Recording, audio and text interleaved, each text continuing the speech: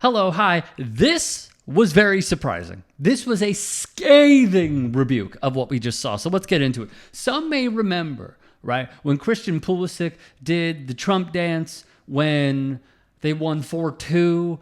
Pulisic scored a goal, did the Trump dance, CONCACAF Nations League semi against Jamaica, right? So after the win, he addressed the media and gave himself, pardon the pun, wiggle room.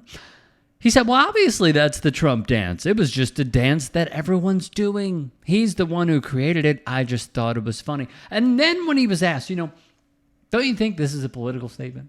Which it is, of course. But don't you think this is a political statement? He said, no, not at all. It's not a political dance. It was just for fun. I saw a bunch of people do it. I thought it was funny, so I enjoyed it. I hope some people did at least. So there is one man who was like, F this. No one's going to call it out. I will happily call it out. And it's not only just some random dude on the street. All right. It's not only some random dude who played for the United States men's national team. It is arguably a top 3, depending on your preference, at least top 5 player of all time. It's Tim Howard. Tim Howard. The man who single-handedly kept them in a match at the World Cup against Belgium. He has highlight reels that all of us ate up after their ouster in the World Cup. And with that, first, very quickly, we turn to University of North Carolina history professor Matthew Andrews, who told the Post the following. This is definitely a contradiction of the conservative maxim to keep politics out of sports, something we've talked about, by the way. And also, we heard endlessly from Trump and his supporters in 2016 as a way of further rejecting and silencing Colin Kaepernick's statement. Again, if you have watched my stuff, you know this by now. It's just good to see some gosh darn validation every once in a while, all right? Over the years, what I've realized is that when someone says keep politics out of sports, what they mean is keep those politics out of sports. Wow. Again, I understand that there's a lot going on in the world right now. All right. I got a kid in daycare. I'm getting poop all over my hands, and the world is just a really bad place with far-right fascism taking hold. Yet to see this from an actual history professor as a message that I've been spouting for years is just, I needed that.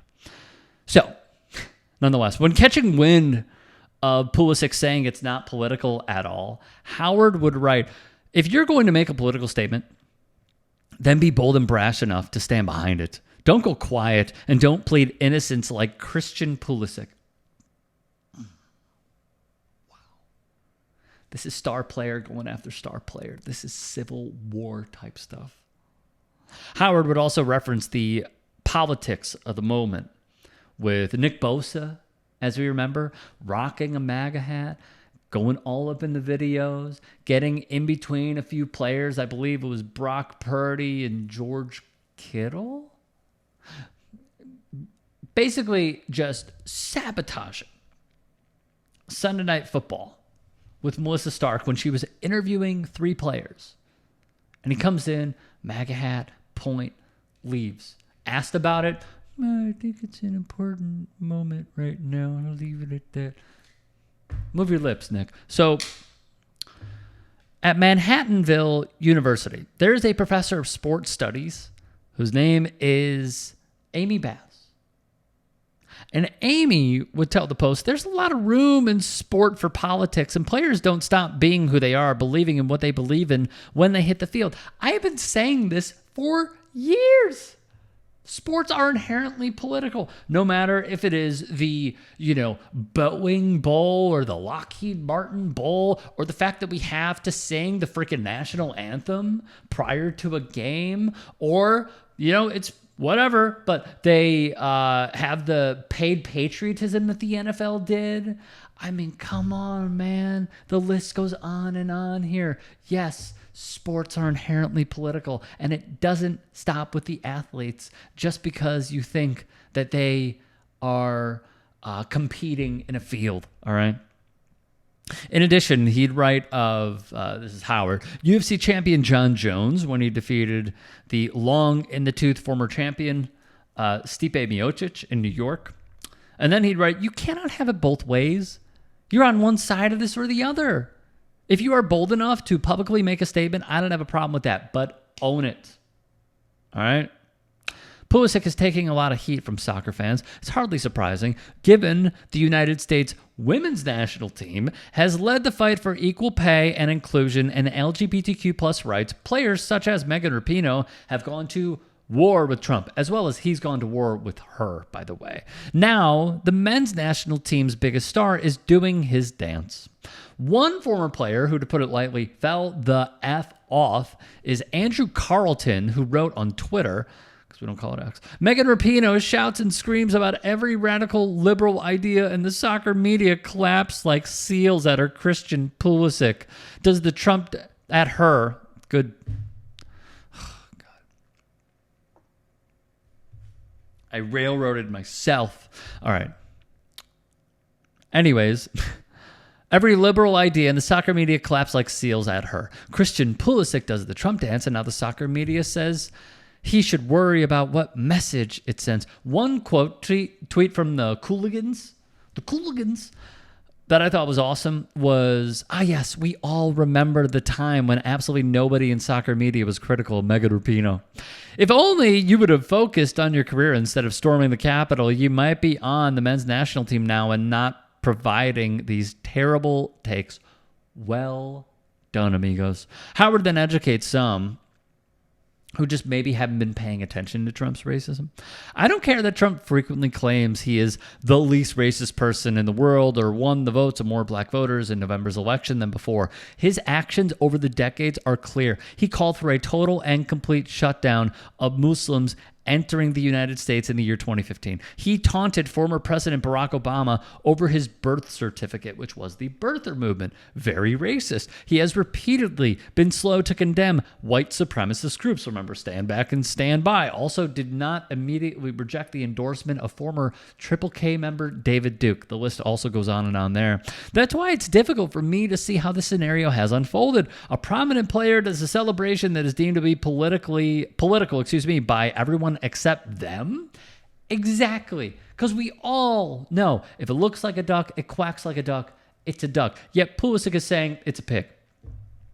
The Athletic's Jeff Redder would type in his piece, Pulisic can dance if he wants to. Of course, yes, absolutely. Any fan of the 80s one-hit wonders knows that. But it's one thing to say you're a leader and another to do what leaders do. Consider how their actions will be perceived by their teammates and others. And yes, that extends to dances, especially when you're literally mimicking the dance of an elected leader. Yeah, it's not hard to get. Rather than any of the countless apolitical shimmies he could have chosen, this was a deliberate reference. 1000% agree. Howard continues. When the Rainbow Laces campaign started, for example, I remember Phil Neville, who was the captain of Everton then and a PFA rep, telling us, we're wearing these. I wore them. Other players did not. But it was not this polarizing moment, which it always seems to be in America. No one made some huge statement on social media or on the field. No one did a dance. What also stood out, at least to me, was the following. Howard would also attack the United States Soccer Federation, who we know has its shortcomings, suggesting that it needed to do a better job of educating its players on the ramifications of their actions. The former Everton keeper also stated he felt some athletes were ignoring problematic policies and political leanings in order to maximize their earnings. Well, yeah, that's a tale as old as time. You want to see people who will be silent or fall in line with fascism? Look at the corporations that funded past fascists and where they are now. I don't have to make my point any more clear if you understand what I'm saying. Lastly, then we'll recap. Since then, athletes have only got even richer, and they know they can protect their assets by supporting a certain political party. I have a lot of friends who are very wealthy, and they sold their soul to protect their money. I will ask them, do you care about the political climate that your child is growing up in? It's a fair question. Mother Jones also noted how it's more than just Captain America, Christian Pulisic. Players from English football club Barnsley, founded in 1887 and now playing in the third tier of professional British soccer, celebrated a goal with the Trump dance. The display was broadcast to the world by the team's social media managers, who shared a video backed up by the sounds of YMCA. And this month's attacks in Amsterdam on Israeli soccer fans, though I need to be very clear about this, we did a report on it. The police say otherwise. Were kicked off after at least one supporter of Maccabi Tel Aviv was photographed hoisting a Trump banner. We covered that as well. Artist Kariskas would pen in closing, as Trump's win reverberates in American culture and across the world, his re-election has confirmed his status as a global right-wing figure. In that sense, symbols that are associated with him will always speak to shifts in power and policy. When they crop up in sports, it's hard to argue they are simply just for funsies. Amen to that. If you can and are willing, please become a paid member here at TYT Sports. And or go to tyt.com/join. In addition, you can follow me on Twitter, Instagram, and TikTok. Appreciate it. Have a great day.